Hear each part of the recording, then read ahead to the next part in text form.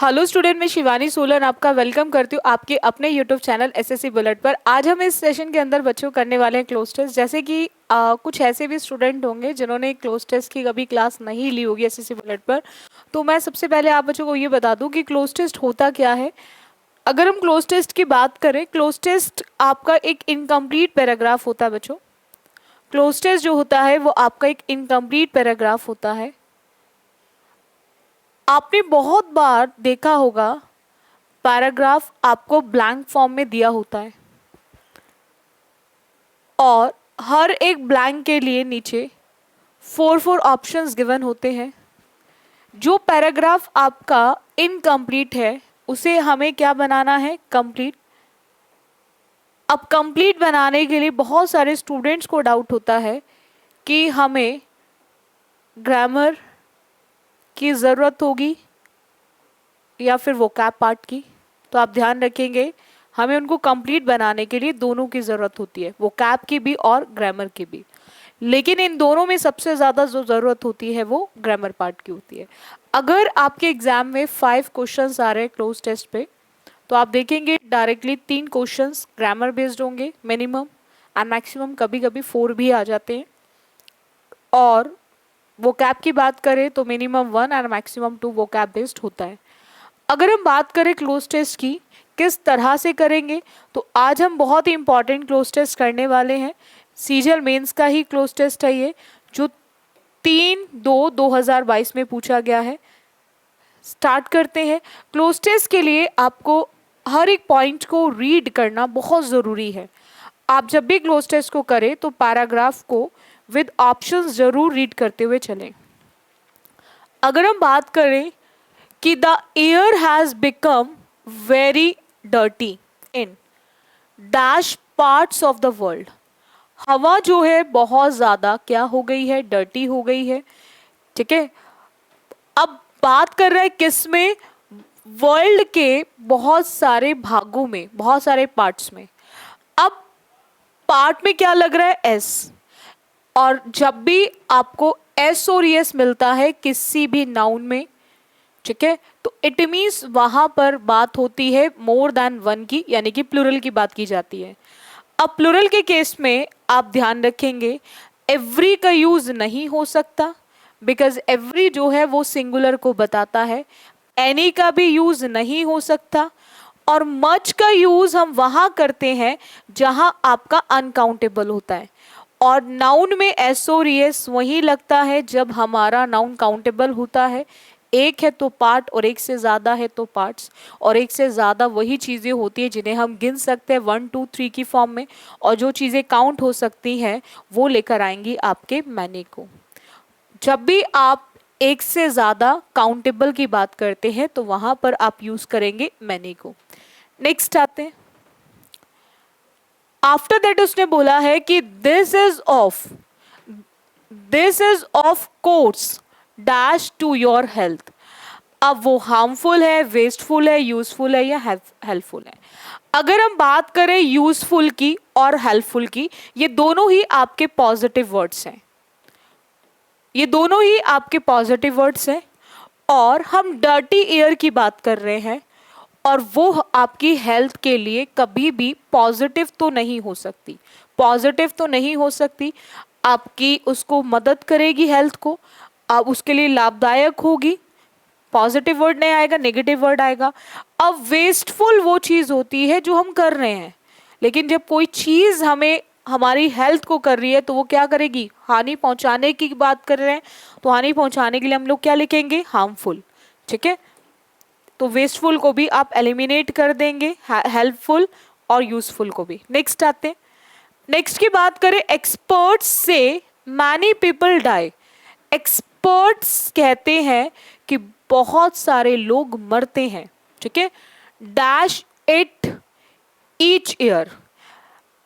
जब हम बात करते हैं किसी चीज से मरने की, तो वहां पर आपको ध्यान रखना है हम फ्रॉम का यूज करेंगे। क्या यूज करेंगे बच्चों? फ्रॉम। ठीक है, तो वो मरते हैं किससे? डर्टी ईयर से। तो हर साल मरते हैं, बाय परफॉर्मर के लिए यूज होता है, तो जब आप किसी चीज का यूज करके कर रहे हो, एंड विथ किसी चीज के साथ, यानी कि आप जब भी बात करते हो किसी भी इंस्ट्रूमेंट की, तो उस केस में आप विद का यूज कर रहे हो। मैं आपको पढ़ा रही हूँ किसकी हेल्प से, विद मार्कर की हेल्प से, ठीक है, तो वहां पर आप यूज करेंगे। नेक्स्ट आते हैं, तो इसका आंसर हमारा क्या हो जाएगा, फ्रॉम। नेक्स्ट, आफ्टर दैट उसने बोला कि there is a study on dash pollution. अब देखो हम बात किसके कर रहे हैं, डर्टी क्या है हमारी, एयर। डर्टी हमारी क्या है, एयर। कुछ क्वेश्चंस के आंसर्स बच्चों उसी क्लोज टेस्ट के अंदर होते हैं। मैं आपको हमेशा कहती हूँ कुछ ऐसे भी क्लोज टेस्ट होते हैं जिनके आंसर उसी क्लोज टेस्ट के अंदर लिखे हुए होते हैं। अब यहाँ पर स्टडी किस पर है, पॉल्यूशन। अब पॉल्यूशन कौन सा पॉल्यूशन, बात किसकी हो रही है, एयर की, तो डेफिनेटली पॉल्यूशन भी एयर पॉल्यूशन ही होगा। हम noise pollution, land pollution, water pollution की बात तो नहीं कर रहे हैं, हम किसकी बात कर रहे हैं, एयर पॉल्यूशन की, क्योंकि जिस टॉपिक पर हम डिस्कस कर रहे हैं वही हमारा पॉल्यूशन का टॉपिक होगा। नेक्स्ट आते हैं, उसने बोला which comes from the experts of the World Health Organization, WHO, ठीक है, dash is an agency of the United Nation. अब हम बात कर रहे हैं किसकी, वॉट, हु, विच या हूम। वॉट का यूज बच्चों हम वहां करते हैं जब भी आप किसी भी स्टेटमेंट की बात करें या फिर आप इंसिडेंट की बात करें, तो वहां यूज करेंगे आप what. What is used for incident और स्टेटमेंट। जब आप किसी को कुछ भी इंसिडेंट बता रहे हैं या किसी को कोई भी स्टेटमेंट दे रहे हैं, ये रिलेटिव प्रोनाउन है, ठीक है, वहां व्हाट का यूज होता है। हु का यूज होता है आपके सब्जेक्टिव में, सब्जेक्टिव, बट ये सब्जेक्टिव आपका पर्सन होगा। अभी हमने 5th क्वेश्चन पर पहुंच चुके हैं। अभी हमने क्या देखा, जो भी लास्ट क्वेश्चन थे वो भी ग्रामर बेस्ड थे, और ये 5th क्वेश्चन भी आपका ग्रामर बेस्ड है, ठीक है। तो मैं आपको हमेशा कहती हूँ क्लोज टेस्ट में सबसे ज्यादा जो जरूरत होती है वो ग्रामर पार्ट की ही होती है, ठीक है।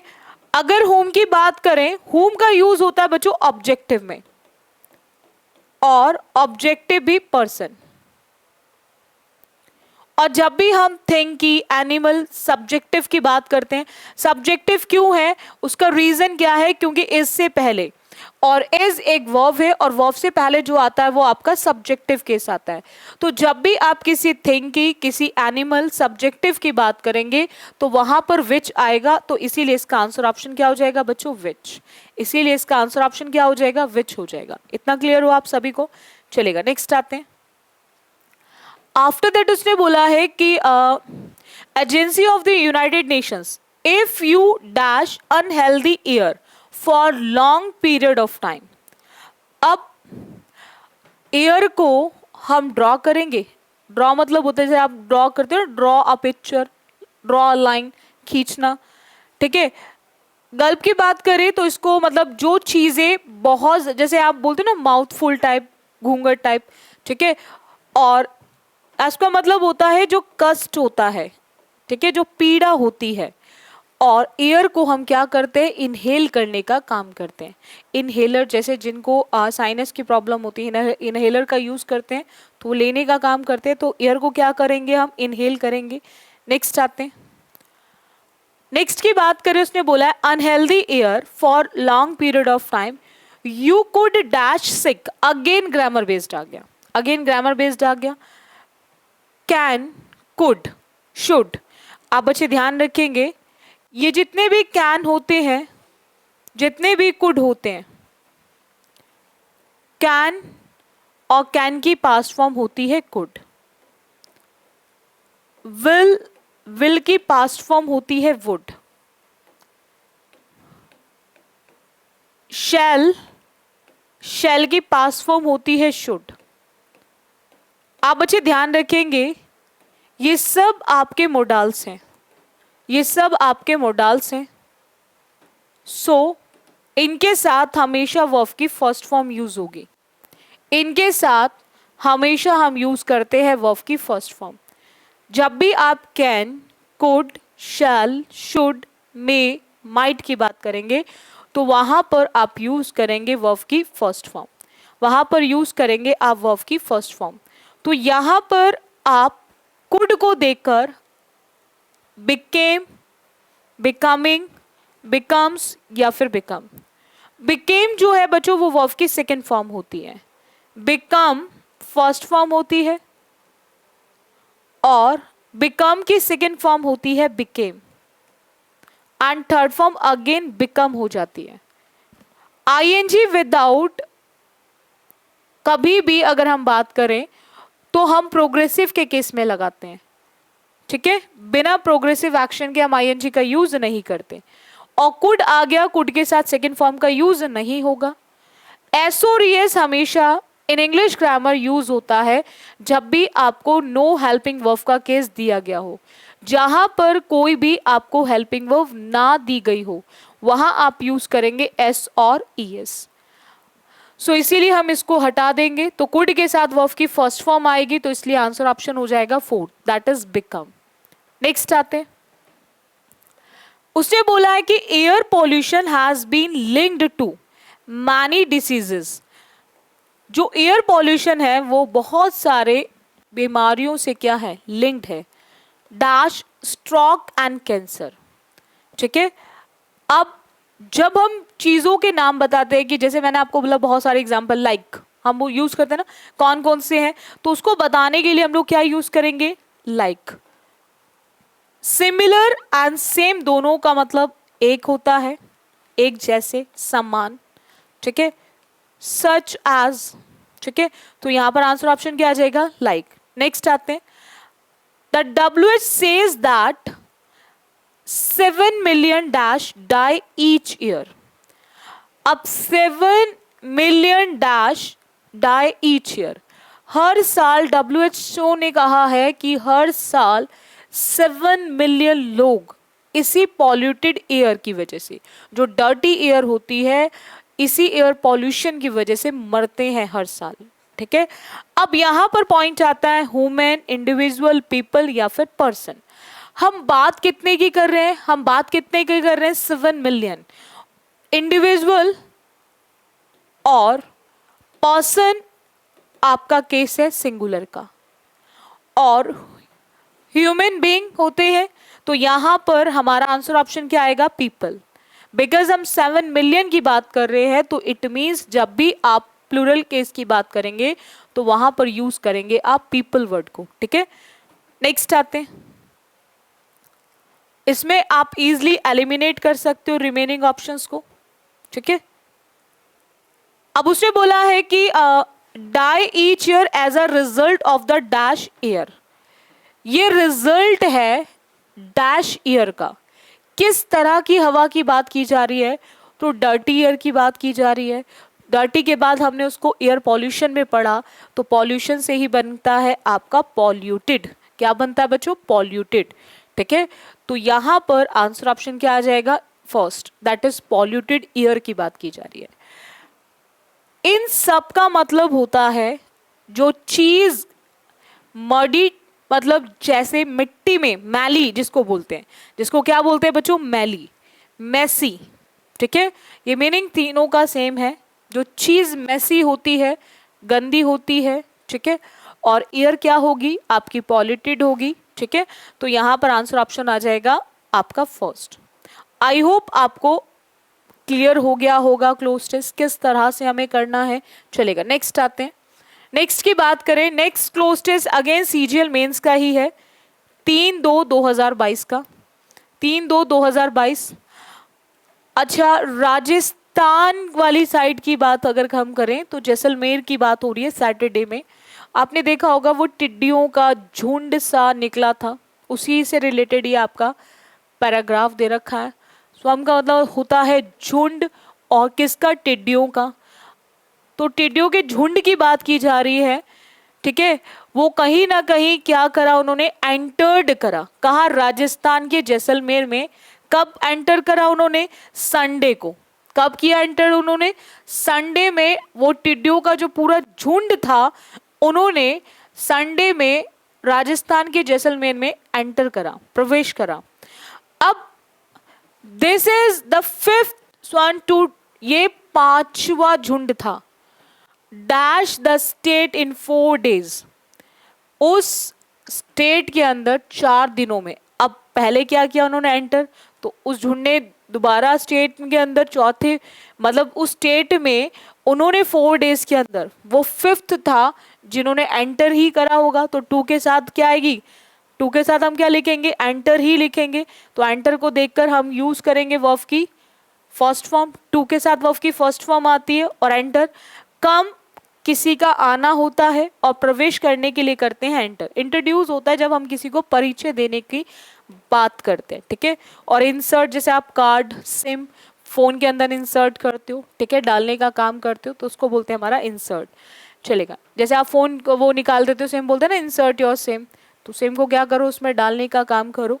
नेक्स्ट आते हैं, नेक्स्ट की बात करें, the state in 4 days from, यानी कि उस स्टेट में 4 दिन में, from dash western border with Pakistan. अब बात किसकी कर रहा है, स्टेट की बात की जा रही है। अब स्टेट के केस में हिज और देयर का तो यूज होगा नहीं, हिज और देयर का तो यूज होगा नहीं, बिकॉज हिज का यूज होता है पर्सन सिंगुलर मेल के लिए, और देयर का यूज होता है जब आप एक से ज्यादा की बात करते हैं, more than one, more than one, एक से ज्यादा। तो यहां पर हम सिंगल उसकी बात कर रहे हैं, स्टेट की बात कर रहे हैं, तो सिंगल स्टेट के केस में अब इट्स या इट, तो इट आपका सब्जेक्टिव होता है और इट आपका ऑब्जेक्टिव भी होता है। अब यहां पर सब्जेक्टिव होता है बिफोर वर्ब, ऑब्जेक्टिव होता है आफ्टर वर्ब, बट फ्रॉम हमारी कोई वर्ब नहीं है। दूसरा वेस्टर्न यूज हो रहा है, तो वहां पर डेफिनेटली हमें यूज करना पड़ेगा पॉसेसिव एडजेक्टिव, और पॉसेसिव एडजेक्टिव क्या होगा, इट्स। हम इट का यूज नहीं करेंगे, किसका यूज करेंगे, हम इट्स का यूज करेंगे।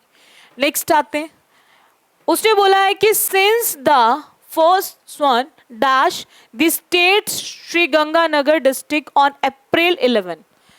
अब उन्होंने क्या किया, अब बात कर रहे हैं फर्स्ट, इट मीन्स एक ऐसे केस की बात कर रहे हैं जो ऑलरेडी हो चुका है। अब उसमें हम इन्वेड लिखेंगे, इन्वेडेड लिखेंगे, वॉज इन्वेडिंग या इज इन्वेडिंग। इज की बात करें बच्चों, तो इज का यूज हम क्यों नहीं कर सकते, क्योंकि इज प्रेजेंट को बताता है, और रोज रोज तो उसने बोल दिया कि जिन्होंने 11 अप्रैल को, यानी कि एक काम जो हो चुका है, और जो भी काम एक बार हो गया वो सीधा सीधा जाएगा पास्ट में, वो सीधा सीधा किस में जाएगा बच्चों, पास्ट टेंस में जाएगा। और पास्ट टेंस के भी कौन से टेंस में, पास्ट के भी पास्ट इंडेफिनिट के अंदर। फर्स्ट फॉर्म का यूज भी हम प्रेजेंट में करते हैं, तो प्रेजेंट को देखकर भी आप इन्वेड को भी एलिमिनेट कर सकते हैं, इन्वेड को भी एलिमिनेट कर सकते हैं। वॉज इन्वेडिंग बताता है आपके प्रोग्रेसिव एक्शन को, एंड प्रोग्रेसिव का मतलब हुआ सीधा सीधा यहाँ पे पास्ट कॉन्टिन्यूस को। तो आपको ध्यान रखना है, हम पास्ट कॉन्टिन्यूस का भी यूज नहीं करेंगे, ठीक है। तो उसके बेसिस पे आप थर्ड ऑप्शन को भी एलिमिनेट करो, तो बचता कौन सा ऑप्शन है, फर्स्ट, दैट इज इन्वेडेड, यानी कि वर्ब की सेकेंड फॉर्म।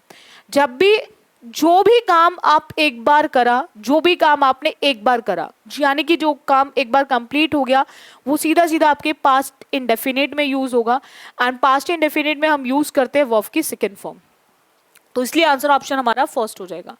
नेक्स्ट आते हैं, उसने बोला है कि कुछ मूव हुए छत्तीसगढ़ एंड मध्य प्रदेश, उससे पहले उसने as many as 25 one dash entered Rajasthan. अब यहां पर ऐसा लग रहा है झुंड, एक से ज्यादा की बात हो रही है। अब झुंडों ने क्या किया, अगर हैज की बात करें बच्चों, तो हैज का यूज होता है सिंगुलर सब्जेक्ट के साथ, और टू हैव का यूज होता है, यू हैव टू डू होता है, टू हैव का यूज नहीं होगा, बिकॉज जैसे ही सब्जेक्ट आएगा तो उसके बाद वर्ब चाहिए, तो वर्ब में टू हैव का यूज नहीं कर सकते। हैविंग, हैव में कभी भी आईएनजी का यूज नहीं होता, ठीक है। अब बचता क्या है हमारा हैव, हैव का यूज होता है जब भी सब्जेक्ट आपका कैसा दिया हो, प्लूरल, तो आप वहां यूज करेंगे हैव। तो यहाँ पर हमें क्या यूज करना है, हैव। नेक्स्ट आते, आफ्टर दैट उसने बोला है कि some songs moved to the Chhattisgarh and Madhya Pradesh dash which agricultural departments issued advisories to farmers asking them to be high alert। उन्होंने कहीं ना कहीं जितने भी फार्मर्स थे उनको हाई अलर्ट के लिए बोल दिया था कि वो बिल्कुल अलर्ट रहे। ठीक है, अब यहाँ पर विच से पहले हम क्या लिखेंगे, अंटिल, बिफोर, सिंस या फिर आफ्टर। बिफोर का मतलब होता है पहले और अंटिल आता है समय के लिए, कि जब तक जैसे आप बच्चे क्लासेस लेते हो, आपको रेगुलर 3 क्लासेस मिलती है, एक लाइव क्लास मिलती है, 2 आपको वैसे क्लासेस मिलती है रेगुलर यूट्यूब पे। आपने बोला हम तब तक वेट करेंगे जब तक टीचर नहीं स्टार्ट करता क्लास को। 4:15 हो गया, लाइव क्लास का टाइम हो गया, तो 4:20 हो गए, क्लास स्टार्ट नहीं हुई, तो अब आप क्या बोलोगे, मैं तब तक वेट करूंगा जब तक टीचर क्लास स्टार्ट नहीं करेगा। अब वेट किस चीज को देखकर करेंगे, टाइम को, तो टाइम होगा तो अंटिल लगेगा, तो यहां पर अंटिल का यूज नहीं होगा। सिंस होता है जब आप किसी पॉइंट ऑफ टाइम की बात करो प्रोग्रेसिव एक्शन में, या फिर 2 आप क्लॉजेस को कनेक्ट करने की बात करो, जब से तब आएगा। तो यहां पर उसने बोला है, यहां पर क्या आएगा कि कुछ ऐसे थे जो मूव हो गए थे किसकी तरफ, छत्तीसगढ़ और मध्य प्रदेश। ठीक है, और उसके बाद एग्रीकल्चर डिपार्टमेंट ने क्या करा, इशू कर दिया एडवाइजरी सभी फार्मर्स को कि अगर वो वहां से वहां मूव हो गए हैं तो अब आप थोड़ा सा अलर्ट हो जाएं। तो इस केस में हम लोग क्या यूज करेंगे, आफ्टर, हम बिफोर का यूज नहीं करेंगे। ठीक है, सो आई होप आपको हर एक पॉइंट क्लियर हो गया होगा कि हम क्यों किस ऑप्शन को टिक करें। देखो बच्चों, जब भी आप बच्चे करें क्लोज टेस्ट को करते हुए आप बच्चों को एक चीज़ ध्यान रखनी है, बहुत ही इंपॉर्टेंट है। क्लोज टेस्ट आपके एग्जाम्स में हमेशा पूछा जाता है, कोई भी आप 1 डे एग्जाम दो, हर 1 डे एग्जाम के अंदर क्लोज टेस्ट का क्वेश्चन जरूर आता है। और जितने भी एसएससी, चाहे वो CHSL हो, CGL हो, MTS हो, CPU हो, स्टेनो हो, हर एग्जाम के अंदर क्लोज टेस्ट का क्वेश्चन आता है। तो मैं आप बच्चों से जरूर बोलूंगी, जो सीरीज चल रही है आपकी एसएससी बुलेट पे क्लोज टेस्ट की, उस सीरीज के हर एक क्लास को जरूर देखो, उससे आपकी प्रैक्टिस होगी, और जितना आप बच्चे प्रैक्टिस करेंगे वो आपके लिए उतना ही बेस्ट होगा। और आप रेगुलर बेसिस पे क्लासेस लिया करो एसएससी बुलेट पर। लाइव क्लासेस 4:15 to 5 चलती है, रेगुलर चलती है, रेगुलर अटेंड करो क्लास को। दूसरा, बहुत सारे स्टूडेंट के मैसेजेस आते हैं फॉर ऑफलाइन बैचेस के लिए, तो मैं आपको बता दूं ऑफलाइन बैचेस जो चलते हैं एसएससी बुलेट के, वो मुखर्जी नगर में चलते हैं। ये कॉन्टेक्ट नंबर है, आप इस पे कॉल कर सकते हैं। बाकी जितने भी स्टूडेंट मैसेज कर रहे हैं पेड बैच के लिए, तो पेड बैच आपका within a week start हो जाएगा। होपफुली नेक्स्ट वीक से आपका पेड बैच स्टार्ट हो जाएगा, इन्फॉर्मेशन आपको मिल जाएगी पेड बैच की। तो मैं आप सभी स्टूडेंट से ये ज़रूर कहूँगी कि रेगुलर क्लासेस जरूर लो, बैक टू बैक एग्जाम है, सीजीएल के लिए बहुत कम समय है। बहुत जल्दी मैं मॉक टेस्ट भी लेकर आ रही हूँ, लाइव स्टार्ट करेंगे मॉक टेस्ट। 2 तरह की क्लासेस जल्दी स्टार्ट करेंगे, एक बिगनर्स, एक तो चल रही है प्रैक्टिस, ये रेगुलर ऐसी चलती रहेगी, और एक बिगनर्स के लिए लेकर आएंगे जो बच्चे बहुत ज़्यादा कमज़ोर है, वीक है इंग्लिश के अंदर, तो उनके लिए हम लाइव क्लास मैं लेकर आऊँगी बिगनर्स बैच करके। तो वो स्पेशली उन स्टूडेंट्स के लिए जो बहुत ज़्यादा वीक है इंग्लिश में। बाकी मैथ्स जो है एसएससी बुलेट पर अनुज वशिष्ठ सर पढ़ाएंगे, ठीक है, ऑनलाइन में भी और ऑफलाइन में भी वही पढ़ाते हैं आपको। सो आई होप आपको हर एक पॉइंट क्लियर हो गया होगा। जितने स्टूडेंट ने देखो सब्सक्राइब नहीं किया है, तो मैं आप सब बच्चों से कहूँगी ज़रूर सब्सक्राइब कर लो चैनल को, ताकि आपको हर क्लास का नोटिफिकेशन मिल सके। एंड और अगर सेशन जैसे अच्छा लगता है, जो भी क्लास अच्छी लगती है, उसको लाइक और शेयर कर दिया करो, ताकि मैक्सिमम स्टूडेंट्स उसको अटेंड कर सके। सो आज के लिए तरह के, so thank you student for this session. बाकी करते हैं हम नेक्स्ट क्लास में।